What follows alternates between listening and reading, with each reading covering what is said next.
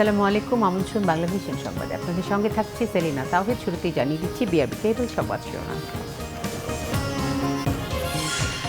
ভাইয়ের আবেদনে খালেদা জিয়ার সাজা স্থগিতের মেয়াদ আরও 6 মাস বাড়িয়েছেন প্রধানমন্ত্রী শেখ হাসিনা। স্বরাষ্ট্র মন্ত্রণালয় থেকে প্রজ্ঞাপন জারি। ভারতের রপ্তানি বন্ধের সিদ্ধান্তে পেঁয়াজের দাম বেড়ে দ্বিগুণ। অনেক মজুদ থাকার পরও কৃত্রিম সংকট সৃষ্টির জন্য পাইকারি ব্যবসায়ীদের দোষারোপ খুচরা বিক্রেতাদের। বুয়েট ছাত্র আবরারকে নির্মমভাবে পিটিয়ে হত্যার বিচার শুরু। আসামিদের হ্যান্ডকাফ বা কোমরে দড়ি না পরানোর নির্দেশ। আশুলিয়ায় মাদ্রাসায় 2 শিশু শিক্ষার্থীকে প্রকাশ্যে হাত পা বেঁধে মারধরের অভিযোগে শিক্ষক ইব্রাহিম মিয়া সহ 4 জন আটক। দেখছিলেন বিআরবি কেবল সংবাদ শিরোনাম। এবারে বিস্তারিত। ভাই সাইদ ইস্কান্দারের আবেদনে বিএনপি চেয়ারপারসন বেগম খালেদা জিয়ার সাজা স্থগিতের মেয়াদ আরও 6 মাস বাড়িয়েছে সরকার। প্রধানমন্ত্রীর অনুমোদনের পর এ বিষয়ে প্রজ্ঞাপন জারি করেছে স্বরাষ্ট্র মন্ত্রণালয়। মন্ত্রী আসাদুজ্জামান খান জানিয়েছেন, এই সময়ে বেগম জিয়াকে ঢাকায় নিজ বাসায় চিকিৎসা নিতে হবে এবং দেশের বাইরে যেতে পারবেন না তিনি। দুদকের মামলায় 2 বছরের বেশি সময় কারাভোগের পর গেল 25 মার্চ 6 মাসের জন্য সাজা স্থগিত হয় বিএনপি চেয়ারপারসন বেগম খালেদা জিয়ার। কারা হেফাজতে বঙ্গবন্ধু শেখ মুজিব মেডিকেল বিশ্ববিদ্যালয় হাসপাতাল থেকে সেদিনই গুলশানের বাসায় পৌঁছান বেগম খালেদা জিয়া। পরিবারের আবেদনে প্রধানমন্ত্রীর নির্বাহী আদেশে সাজা স্থগিত হয় তাঁর। সেই মেয়াদ শেষ হচ্ছে 25 সেপ্টেম্বর। এর আগেই বেগম জিয়ার সাজা স্থগিতের মেয়াদ আরেক দফা বাড়ানোর আবেদন করেন ছোট ভাই সাইদ ইস্কান্দার। নানা প্রক্রিয়া ও পর্ব শেষে মঙ্গলবার 6 মাসের মেয়াদ বাড়ানোর প্রজ্ঞাপন জারি করে স্বরাষ্ট্র মন্ত্রণালয়। তার ছোট ভাই শামীম ইস্কান্দার একটি আবেদন করেছিলেন আমার নিকট। আমি আইনের ব্যাখ্যা নিয়ে, আইন মন্ত্রণালয় থেকে ব্যাখ্যা নিয়ে আমি মাননীয় প্রধানমন্ত্রীর কাছে প্রেরণ করেছিলাম। মাননীয় প্রধানমন্ত্রী সদাশয় বিবেচনা করেছেন যে আগে আরও 6 মাস, যেই মেয়াদকাল আরও 6 মাস বৃদ্ধি করে দিয়েছেন। 25 সেপ্টেম্বর থেকে পরবর্তী 6 মাসের জন্য এই মেয়াদ বাড়ানো হলো। পরিবারের পক্ষ থেকে বেগম জিয়াকে বিদেশে চিকিৎসার সুযোগ দেওয়ার অনুরোধের বিষয়ে প্রশ্ন ছিল স্বরাষ্ট্রমন্ত্রীর কাছে।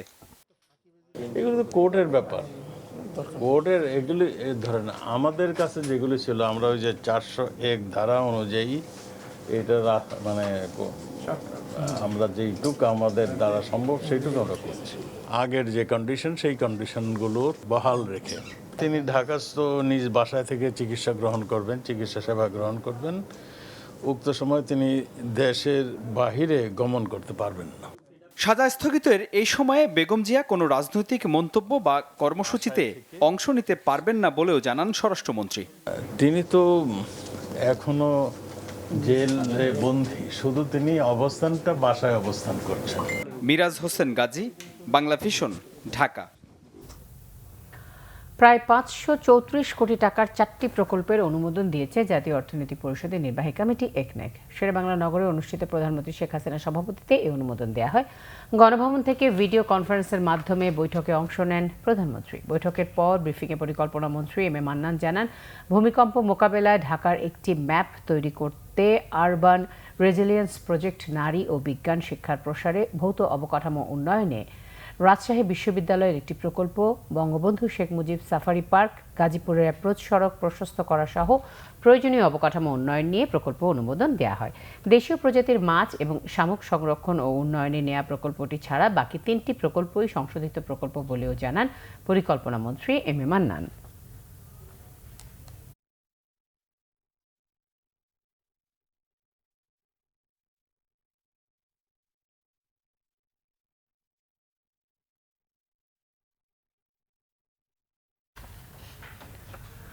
আগুন লেগেছে পেঁয়াজের বাজারে। ভারতের রপ্তানিতে নিষেধাজ্ঞা জারির খবর গণমাধ্যমে আসার পর হু হু করে বাড়ছে পেঁয়াজের দাম। আর হঠাৎ পেঁয়াজের এই দাম বৃদ্ধির জন্য এক সুরে গণমাধ্যমকে দুষছেন ক্রেতা বিক্রেতারা। পেঁয়াজ রপ্তানির উপর ভারতের নিষেধাজ্ঞা জারির খবরটি গণমাধ্যমে চাউর হয় সোমবার সন্ধ্যায়। এতে পেঁয়াজের বাজার অস্থির হতে সময় লাগেনি। অর্থনৈতিক সূত্র মতে যোগান কমলে দাম বাড়ে, আবার চাহিদা বাড়লেও দাম বাড়ে। ভারতের রপ্তানির নিষেধাজ্ঞায় সরবরাহ কমে যাওয়ার শঙ্কায় হঠাৎ বেড়ে যায় ক্রেতাদের চাহিদা। কারওয়ান বাজারের বিক্রেতারা বলছেন ক্রেতার চাহিদা বেড়ে যাওয়ায় স্বাভাবিকভাবেই দাম বাড়ছে। যখন মিডিয়ায় প্রচার হয়েছে যে শুনতে ভারত পেঁয়াজ দেবে নাকি বন্ধ, এদিক আমরা সারাদিন বসে রয়েছি, কোনো কাস্টমার নাই। রাত 9টা পরের তেন রাত 2টে পর্যন্ত করতে এত কাস্টমার আসলো, মানে কাস্টমার জন্য পাবে না, কাস্টমার মহিলা পর্যন্ত চলে আসছে খুচরো মাল নেওয়ার জন্য। আজকে বর্তমান আপনার 85, 88, 90 দেশিটা। আর করস আছে একটা যে ফরিদপুরি করস, ওটা 85 টাকা বিক্রি করতেছে, 86 টাকা বিক্রি করতেছে। যে একদিন 1 বস্তা বেচবে, সে 3 বস্তা 4 বস্তা 5 বস্তা উনেছে।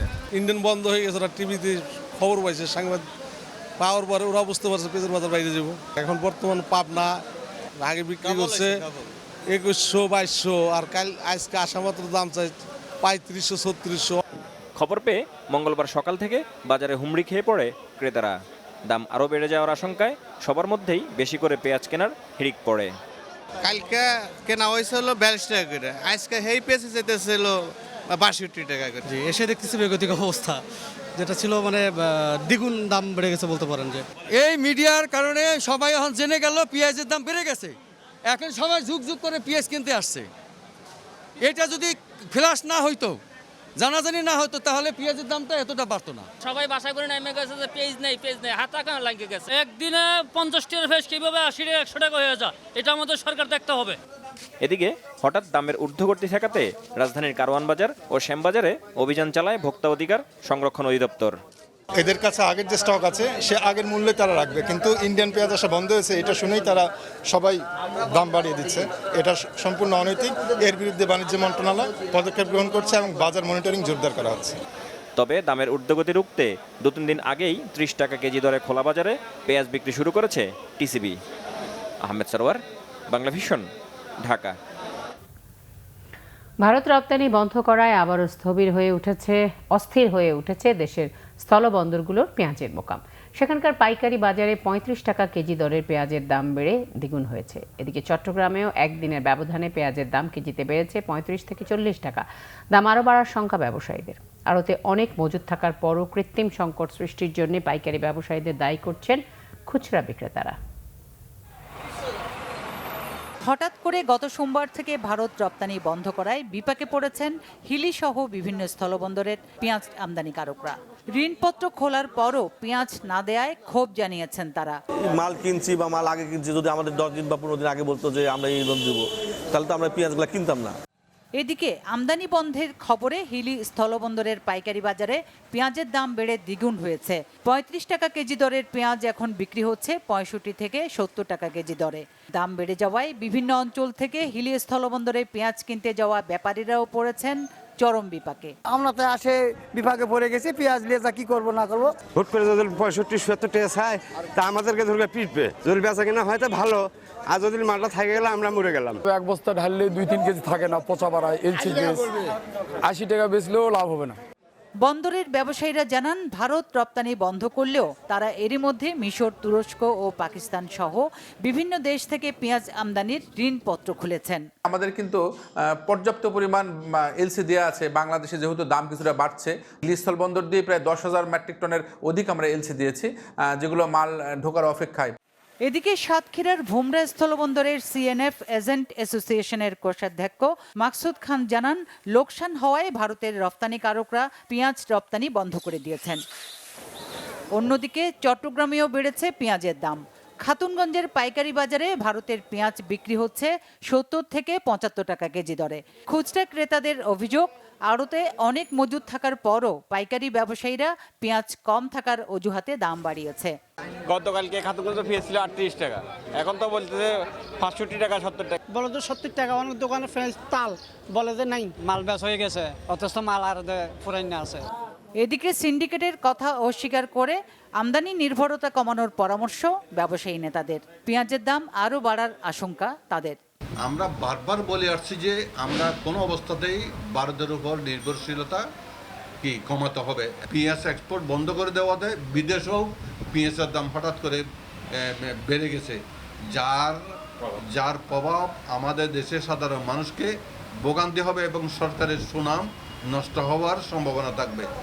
অন্যদিকে কুমিল্লায় পেঁয়াজের দাম বৃদ্ধি প্রতিরোধে অভিযান চালিয়েছে জাতীয় ভোক্তা অধিকার সংরক্ষণ অধিদপ্তরের বাজার মনিটরিং টিম। দুপুরে নগরীর চকবাজারের পাইকারি মার্কেটে এই অভিযান চালানো হয়। কুমিল্লায় একদিনের ব্যবধানে পেঁয়াজের দাম কেজি প্রতি 10 থেকে 15 টাকা বেড়েছে।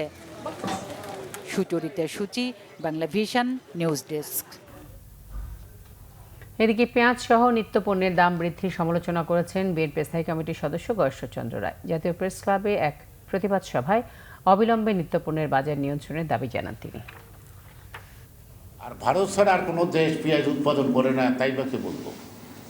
তাইলে আমার তো বিকল্প দরজাগুলি খোলা রাখতে হবে, অর্থাৎ ব্যবসায়ীদের সেই সুযোগটা দিতে হবে, ব্যবসায়ীদেরকে সেই প্রস্তুতিটা দিতে হবে, তারা তাদের নিজস্ব মতো যেন তারা এই পণ্যগুলি আনতে পারে। ভারত আমাকে কখনো পণ্য দিবে, কখনো দিবে না, কখনো পানি দিবে, কখনো দিবে না। যখন পানির দরকার তখন পানি দিবে না, যখন পানি দরকার নাই তখন পানি দিয়ে ডুবে মারবে। এটা তো আমরা এটা 50 বছর ধরে দেখছি।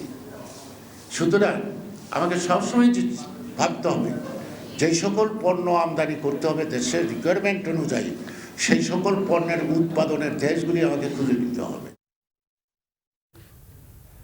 বুয়েটের শিক্ষার্থী আবরার ফাহাদকে পিটিয়ে হত্যার মামলায় চার্জ গঠনের মধ্য দিয়ে 25 আসামির বিরুদ্ধে আনুষ্ঠানিক বিচার শুরু হলো। আজ ঢাকার দ্রুত বিচার ট্রাইব্যুনাল 1-এর বিচারক আবু জাফর মোহাম্মদ কামরুজ্জামান আসামিদের বিরুদ্ধে অভিযোগ গঠন করে মামলার সাক্ষ্য নেওয়ার তারিখ ঠিক করেছেন 20 সেপ্টেম্বর। বেলা 11:15টার দিকে বুয়েট শিক্ষার্থী আবরার ফাহাদ হত্যা মামলার 25 আসামির মধ্যে 22 জনকে আদালতে হাজির করা হয়। বাকি 3 জন পলাতক রয়েছে। দ্রুত বিচার ট্রাইব্যুনাল 1-এর বিচারক আবু জাফর কামরুজ্জামানের আদালত দুপুর 12টা 5 মিনিটে আসামিদের বিরুদ্ধে আনা অভিযোগ পড়ে শোনান। 22 আসামি নিজেদের নির্দোষ দাবি করে আদালতের কাছে ন্যায় বিচার প্রত্যাশা করেন। আসামি পক্ষের আইনজীবীর আবেদনের প্রেক্ষিতে আদালতে হাজির করার সময় মামলার সব আসামিকে হ্যান্ডকাফ খুলে দিতে নির্দেশ দেন আদালত। পরে মামলার বিচার কাজ শুরুর জন্য 20 সেপ্টেম্বর তারিখ নির্ধারণ করা হয়। মাননীয় আদালত বলেছেন যে এটা একটা পূর্ব পরিকল্পিত হত্যাকাণ্ড ছিল, সুতরাং এই হত্যাকাণ্ড সংগঠিত যেটা হয়েছে সেটার জন্য আসামিদেরকে শাস্তিযোগ্য অপরাধ করেছেন এবং তাদেরকে আমরা বিচারের আওতায় আনার জন্য তাদের বিরুদ্ধে চার্জ গঠিত হয়েছে এবং আমরা 20 তারিখের পরের থেকে মামলাটা কন্টিনিউ এককভাবে চলতে থাকবে। আমরা সাক্ষী হাজির করে প্রমাণ করার জন্য যথেষ্ট চেষ্টা করব। আসামি পক্ষের আইনজীবীরা বিচার শুরুর তারিখ পেছানোর আবেদন করলেও তা আমলে নেওয়া হয়নি। প্রি প্ল্যান ছিল না। 302 ধারায় মামলা করতে হলে প্রি প্ল্যান থাকতে হবে এবং আজকে যে বিষয়টা উনি এনেছেন, বাদী মামলার ঘটনা তারিখ বললেন 6 থেকে 7 তারিখ, কিন্তু মাননীয় আদালত আমাদেরকে আছে চার্জ করলেন 4 থেকে 5 তারিখের ঘটনার কথা বলে, যেটা এজাহারে ছিল না। এটা এজাহার বহির্ভূত বক্তব্য আজকে উনি আমাদের অভিযোগ আনছেন। তা আমরা মনে করি যেহেতু যেটা এজাহারে নাই, এজাহারের পূর্বের অংশটুকু এনেছেন, এটা আইন বহির্ভূত এবং আমরা এই জন্য উচ্চ আদালতে যাব। গত বছরের 6 অক্টোবর রাতে আবরারকে তার কক্ষ থেকে ডেকে নিয়ে যায় বুয়েট শাখা ছাত্রলীগের কয়েকজন নেতাকর্মী। তারা 2011 নম্বর কক্ষে নিয়ে গিয়ে আবরারকে পিটিয়ে হত্যা করে। পরে রাত 3টার দিকে শেরেবাংলা হলের সিঁড়ি থেকে আবরারের লাশ উদ্ধার করে পুলিশ। দীপন দেওয়ান, বাংলা ভিশন, ঢাকা। বিএনপি দেশকে সাম্প্রদায়িক ভাবধারায় পেছনের দিকে টেনে টেনে নিতে চায় বলে অভিযোগ করেছেন আওয়ামী লীগের সাধারণ সম্পাদক ওবায়দুল কাদের। দেশে মহামারী ও দুর্যোগ মোকাবেলায় সকলকে সর্বোচ্চ সচেতন ও সতর্ক থাকার আহ্বানও জানিয়েছেন তিনি। দেশের প্রান্তিক জনগোষ্ঠীর মাঝে মোবাইল অ্যাপের মাধ্যমে চিকিৎসা সেবা পৌঁছে দেওয়ার লক্ষ্যে বাংলাদেশ আওয়ামী লীগের বিজ্ঞান ও প্রযুক্তি বিষয়ক উপকমিটির উদ্যোগে জয় বাংলা টেলিমেডিসিন অ্যাপের উদ্বোধনের সময় এসব কথা বলেন ওবায়দুল কাদের। এই অ্যাপ বাংলাদেশের চিকিৎসা খাতে নতুন অধ্যায়ের সূচনা করবে বলে বিশ্বাস তার। দেশে 2 ধারার রাজনীতি চলছে। বিএনপি মহাসচিবের এমন বক্তব্যে সমর্থন জানিয়ে ওবায়দুল কাদের বলেন, এই 2 ধারার একটি 71-এর চেতনায়, আরও একটি 47-এর চেতনায় বিশ্বাসী। প্রযুক্তি বিষয়ক উপকমিটির উদ্যোগে উদ্বোধনী অনুষ্ঠানের সভাপতি আমাদের উপদেষ্টা মণ্ডলীর সদস্য, পল্লী অঞ্চলের একজন দরিদ্র অসহায় রোগী যারা ঢাকা শহরে এসে পয়সা খরচ করে বিশেষজ্ঞ চিকিৎসক দেখানোর সামর্থ্য নেই, অথবা জটিল কোনো রোগী যাকে অনেক দূর থেকে চিকিৎসার কাজে আনতে দেরি হয়ে যায়, জয় বাংলা টেলিমেডিসিন অ্যাপের মাধ্যমে মোবাইলে আপনি আপনার ঘরে বসেই দূর দূরান্তের যারা রোগী বিশেষজ্ঞ চিকিৎসকদের কাছ থেকে চিকিৎসা সেবা প্রয়োজনীয় পরামর্শ নিতে পারবেন। বিএনপি চেয়ারপারসন বেগম খালেদা জিয়াকে গৃহে অন্তরীণের কারণে বড় ধরনের সংকটের সৃষ্টি হয়েছে বলে মন্তব্য করেছেন দলের মহাসচিব মির্জা ফখরুল ইসলাম আলমগীর।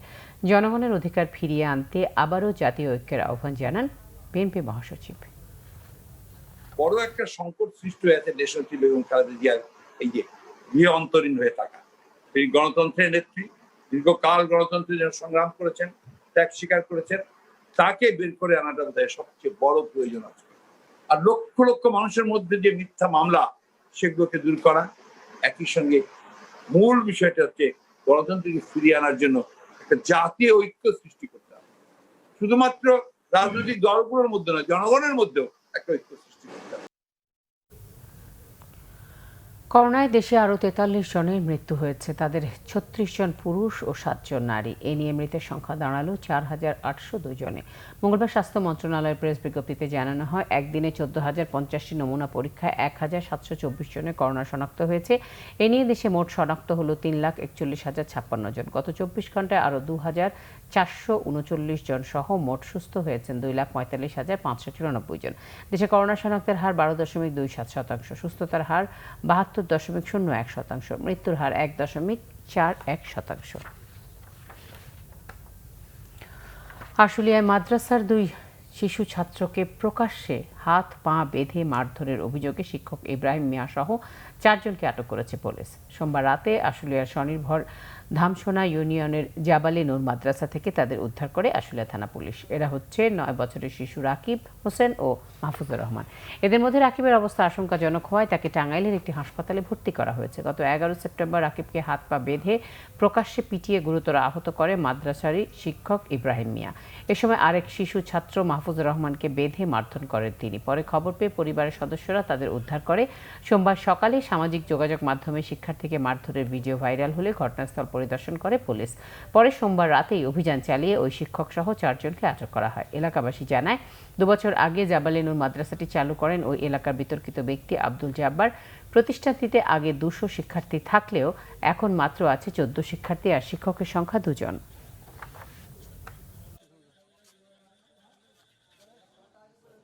কারাগার থেকে আসামি ছিনিয়ে নেওয়ার হুমকি দিয়ে উড়ো চিঠি ও ফোনের বিষয়ে গোয়েন্দারা তদন্ত করছে বলে জানিয়েছেন স্বরাষ্ট্রমন্ত্রী আসাদুজ্জামান খান। সচিবালয়ে সাংবাদিকদের একথা জানান তিনি। এদিকে লালমনিরহাটে কারাগারে থাকা জঙ্গিদের ছিনিয়ে নেওয়ার হুমকি দেওয়ার পর সারা দেশের কারাগারগুলো সতর্কতা জারি করেছে কারা অধিদপ্তর। যে কোনো পরিস্থিতি মোকাবেলায় স্ট্রাইকিং ফোর্স গঠনের নির্দেশ দিয়ে কারাগারগুলোর কেন্দ্র থেকে চিঠি পাঠানো হয়েছে। লালমনিরহাটের জেলা প্রশাসক মোহাম্মদ আবু জাফর জানান, 1 সপ্তাহ আগে ডাকযোগে তাঁর কাছে একটি চিঠি আসে। ওই চিঠিতে বলা হয় কারাগারে তাদের সঙ্গী সাথীদের তারা ছিনিয়ে নেবেন। এরপর শনিবার ফোনেও হুমকি দেওয়া হয়। কোনো জঙ্গি সংগঠন থেকে এই হুমকি দেওয়া হয়েছে, কাদের ছিনিয়ে নেওয়ার কথা বলা হচ্ছে সে বিষয়ে কারা অধিদপ্তর বা জেলা প্রশাসন কোনো মন্তব্য করেনি। লালমনিরহাট জেলা কারাগারে বিভিন্ন জায়গায় জেএমবি সহ বেশ কিছু জঙ্গি কারাবন্দী আছে। অন্যদিকে কারাগার থেকে আসামি ছিনিয়ে নেওয়ার হুমকির উড়ো চিঠি ও ফোনকে পাত্তা না দিলেও তদন্ত করা হচ্ছে বলে জানান স্বরাষ্ট্রমন্ত্রী। তিনি বলেন, সম্প্রতি কারারক্ষীদের দুর্বলতায় আসামি পালানোর প্রেক্ষিতে দেশের সব কারাগারের নিরাপত্তা জোরদারের নির্দেশ দেওয়া হয়েছে।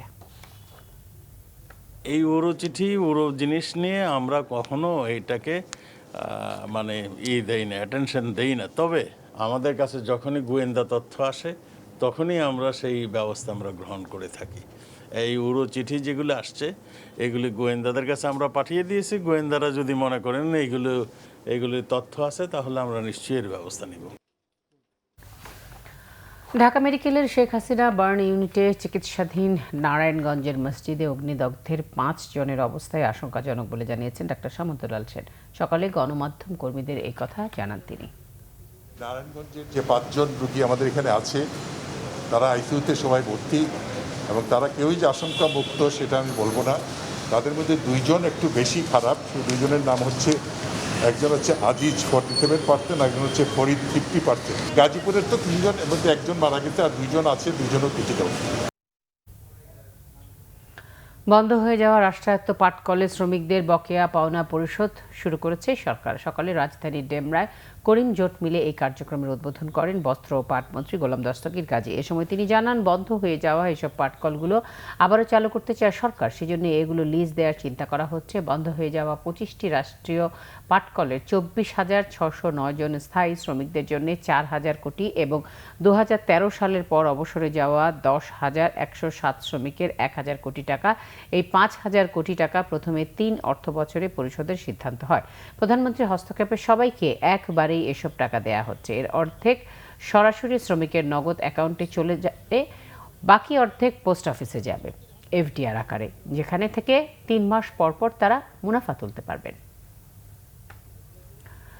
ঢাকা উত্তর সিটি কর্পোরেশনে শুরু হলো অবৈধ অনুমোদনহীন বিলবোর্ড সাইনবোর্ড অপসারণ। মঙ্গলবার সকালে গুলশান সহ কয়েকটি এলাকায় উচ্ছেদ অভিযান চালায় কর্পোরেশনের ভ্রাম্যমাণ আদালত। এ সময় তিনি শতাধিক বিলবোর্ড সাইনবোর্ড উচ্ছেদ করেন। এছাড়া সড়ক ও ফুটপাত অবৈধভাবে দখল করে মানুষের চলাচলে বাধা সৃষ্টি করায় লাখ টাকার বেশি জরিমানা আদায় করা হয়। ফুটপাত ও সড়কে অবৈধভাবে রাখা মালামাল নিলামে তুলে 67,000 টাকায় বিক্রি করা হয়। সকালে গুলশান 2 নম্বরে অপসারণ কার্যক্রম ঘুরে দেখেন মেয়র আতিকুল ইসলাম। এ সময় তিনি অবৈধ কোনো বিলবোর্ড ও সাইনবোর্ড উত্তর সিটি এলাকায় ব্যবহার করতে দেওয়া হবে না বলে আবারও হুঁশিয়ারি দেন। বলেন, যে যত ক্ষমতাশালী বা শক্তিধরই হোক না কেন, কারো কোনো কথা শোনা হবে না। বলেন, যারা ট্যাক্স দেবে তাদের মিষ্টি খাওয়ানো হবে, আর যারা ফাঁকি দেবে তারা ফাইন খাবেন। পরে যথাযথভাবে কর পরিশোধ করায় কয়েকটি দোকানের মালিককে মিষ্টি খাওয়ান মেয়র আতিক।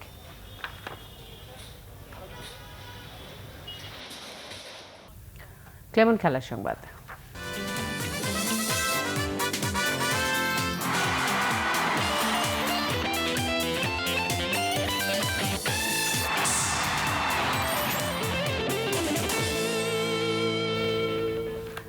বাফুফে নির্বাচনে এবার যতটুকু উত্তাপ তার সবটুকুই সহসভাপতি পদকে ঘিরে। 4টি পদের জন্য প্রার্থী 8 জন হওয়ায় কঠিন লড়াইয়ে আমেজ। এদের মধ্যে 2 নতুন মুখকে ঘিরে আলোচনা একটু বেশি। এরা হলেন ঘরোয়া ফুটবলে বর্তমানে সবচেয়ে সফল দল বসুন্ধরা কিংসের সভাপতি ইমরুল হাসান এবং বিশিষ্ট ব্যবসায়ী ও ক্রীড়া সংগঠক আতাউর রহমান ভূঁইয়া মানিক। বাফুফের নির্বাচন এবার অনেকটাই নিরুত্তাপ। সভাপতির পদে বাদল রায় সরে দাঁড়ানোর ঘোষণায় নির্বাচনের আকর্ষণ আরও কমে গেছে। তবে সহ সভাপতির লড়াইয়ে প্রার্থী 8 জন হওয়ায় এই পদেই যতটুকু উত্তাপ ছড়াচ্ছে, সেখানে কঠিন লড়াই পূর্বাভাস। তবে এই 8 জনের মধ্যে কাজী সালাউদ্দিনের প্যানেলে 2 সহ সভাপতি প্রার্থী নতুন মুখ ইমরুল হাসান এবং আতাউর রহমান মানিককে ঘিরে আলোচনা একটু বেশি। তারাও বলেছেন, ফুটবল উন্নয়নে আরও বেশি ভূমিকা রাখার লক্ষ্যেই নির্বাচন করছেন।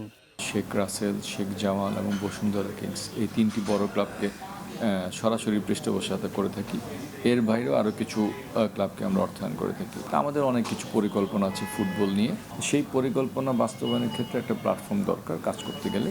আসলে সেই চিন্তাভাবনা থেকেই আমরা বিএফএতে নির্বাচনে অংশগ্রহণ নিচ্ছে। যেহেতু আমাদের বিভিন্ন বিজনেস হাউসের সাথে আমাদের রিলেশন, নির্বাচনে যদি আমি নাও আসি তবুও ইনশাল্লাহ আমরা সেই চেষ্টা করব যে এই ফুটবল অঙ্গনকে আমাদের আরও বিভিন্ন বিজনেস হাউস কর্পোরেট হাউসকে নিয়ে স্পন্সরশিপের মাধ্যমে এই ফুটবলকে আরও এগিয়ে নিয়ে যাব। বিগত বছরগুলোতে বাফুফেকে ঘিরে যে নেতিবাচক প্রচারণা আছে তার দায় শুধু কাজী সালাউদ্দিনের নয়, বোর্ডের সকলেরই মনে করছেন তারা। এখানে তো মাত্র 21 জনের বোর্ড, আমরা তো আরও অনেক বড় বোর্ড আমরা ডিল করতে চাই। আমরা তো এখানে 64 জনের বোর্ড, কিন্তু আমরা 64 জনের বোর্ডের একজন মেম্বার হয়েও কিন্তু আমরা যখন যুক্তি তর্ক দিয়ে আমার একটা আর্গুমেন্ট আমি তুলে ধরতে পারি, এটা কেউ রিজেক্ট করে না। এখন যদি আমার খোলা যুক্তি দিয়ে আমি কোনো কিছু বলি, সেই যুক্তি যদি রিজেক্ট হয় বোর্ড, এটা তো আমি ঠিক বলতে পারবো না যে এটা কেন রিজেক্ট হবে। নির্বাচনে ফলাফল যাই হোক না কেন, আমরা মনে করছি এই যে নির্বাচন উপলক্ষে যারা সম্মানিত ডেলিগেট আছেন তাদের সাথে আমাদের কথাবার্তা হচ্ছে, তাদের সাথে ভাবের আদান প্রদান হচ্ছে। এর মাধ্যমে আমরা একটা অভিজ্ঞতা সঞ্চয় করতে পারছি, যে অভিজ্ঞতা আমাদেরকে আসলে আমরা যদি নির্বাচিত নাও হই পরবর্তীতে ফুটবলের উন্নয়নে কাজ করতে সহায়তা করবে। নির্বাচিত হলে জেলা ও তৃণমূল ফুটবলে আরও বেশি গুরুত্ব দেয়া এবং বাফুফের কর্মকাণ্ডে স্বচ্ছতা আনার প্রতিশ্রুতি দিয়েছেন ইমরুল হাসান ও আতাউর রহমান ভূঁইয়া মানিক। সাইফুর রহমান চৌধুরী, বাংলা ভিশন, ঢাকা। সংবাদ শেষ করছি। বিআরবি কেবল শিরোনামগুলো আরও একবার জানিয়ে।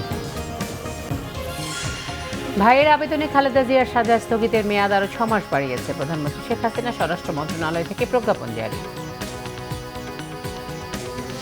ভারতের রপ্তানি বন্ধের সিদ্ধান্তে পেঁয়াজের দাম বেড়ে দ্বিগুণ, অনেক মজুদ থাকার পরও কৃত্রিম সংকট সৃষ্টির জন্য পাইকারি ব্যবসায়ীদের দোষারোপ খুচরা বিক্রেতাদের। বুয়েট ছাত্র আবরারকে নির্মমভাবে পিটিয়ে হত্যার বিচার শুরু, আসামিদের হ্যান্ডকাফ বা কোমরে দড়ি না পরানোর নির্দেশ। আশুলিয়ায় মাদ্রাসার 2 শিশু শিক্ষার্থীকে প্রকাশ্যে হাত পা বেঁধে মারধরের অভিযোগে শিক্ষক ইব্রাহিম মিয়া সহ 4 জন আটক।